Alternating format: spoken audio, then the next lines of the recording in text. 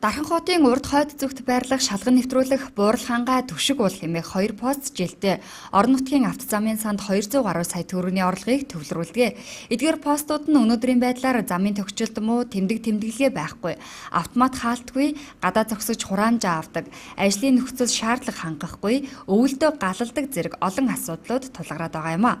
Энд аймгийн засаг дарга энх болд 5 дугаар сарын 27-ны өдөр дээрх 2 постын үйл ажиллагаатай танилцж, авто тээврийн төвийн дарга Эрдэнэт замын цагдаагийн тасгийн ахлах зохицуулагч хошууч хурц бэлэг нарын холбогдох албаны хүмүүстэй уулзаж тулгамдж буй асуудлуудыг газар дээр нь ярилцлаа.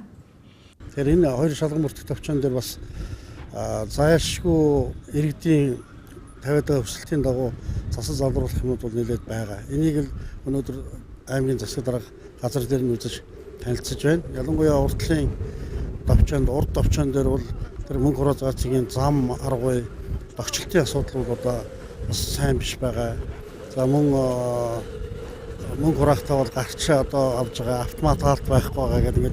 Өнөөдрийн цаг үед тохирсон тийм одоо төхөөрөмж ажлын нөхцөл бол шаардлага хангахгүй байгаа учраас өнөөдөр яг энэ асуудлаар бол засаг дарга газар дээр нэрж үзлээ л дээ.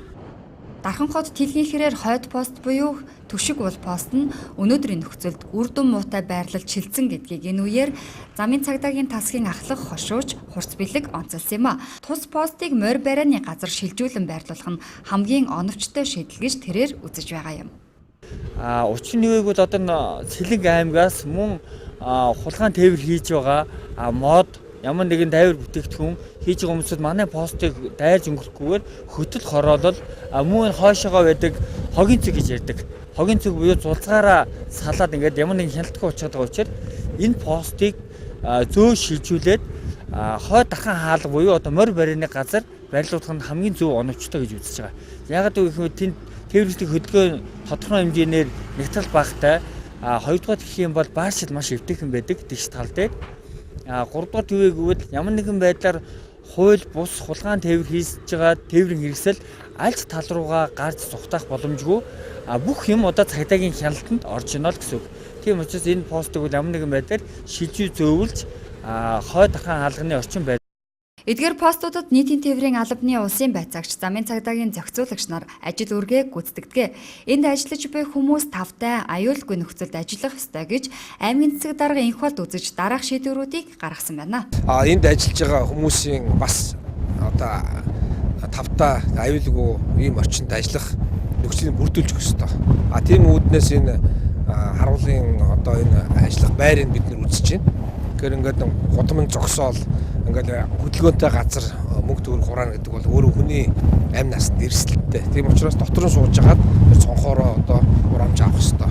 Хоёрдугаарт өөдлөх хөл үүднээсээ гэдэг энэ одоо Дархан хотын яг одоо орж ирдэг гардаг юм хоёр хаалгачтай. Тийм учраас энэ сайхан өнгө үзэмжтэй байх хэрэгтэй. Бид нар энэ жилдээ ингээд замын сайхан янзлах чинь. Замын янзлал нь одоо зориултын саад тэмдэглэгээ иж бүрэн хийн. Мөн одоо 6 сарын 2-нд төсөө бид нар тодох чинь эндээ одоо мөнгөний боломж ингээ үүсвэр гарах юм бол сайхан харуулын байрын ингээд орчин үеийн өнгө үзэмжинд нийцсэн ийм байртай байх хэрэгтэй. Мэдээж одоо хүн ороод ирэхэд Дархан хотын нүүр царай 2 дугаарт бид нар зориултын хаалттай маш одоо эвтэйхэн байртай хүний нэг одоо аюулгүй байдалд суудсан одоо галж түллээд байдаг биш тог цахилгаанаар халдаг ийм бэжж бид нар бас энэ хураамж юм авах хэрэгтэй. Одоо хүмүүс мэдээж одоо энэ замчин ийм муухай байна.